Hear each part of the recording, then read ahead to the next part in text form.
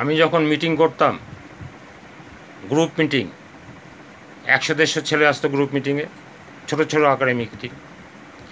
সেই মিটিংয়ে তাকিয়ে দেখতাম কংগ্রেস, সিপিএম, তারপরে কী বলে ওই এসএফআই, সব রকমের জুনিয়ররাই কিন্তু আসতো, এসে আমার মিটিং শুনতো।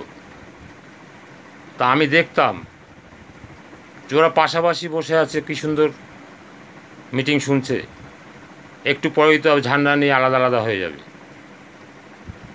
তা আমি বলতাম, আমাকে অনেকে জিজ্ঞাসা করতো, স্যার আপনি কী পার্টি করেন? আমি বলতাম পিএসপি। বলছে মানে? পিএসপি বুঝতে পারলেন না কী পার্টি? বলছেন না, মানে পরম সুবিধাবাদী পার্টি, যে যখন থাকবে তার দিকেই থাকবে। পিএসপি, পরম সুবিধাবাদী পার্টি। আর সব হো হো করে হাসছে। আমাদের পার্টি করা মানায় না, আমাদেরকে সকলকে শিক্ষা দিয়ে সকলকে বড় করতে হবে, সকলকে নিয়ে চলতে হবে। মানুষ আপন টাকা পর, যত পারিস মানুষ ধর, এইটাই নেটওয়ার্কের ব্যবসার নিয়ম, সিস্টেম।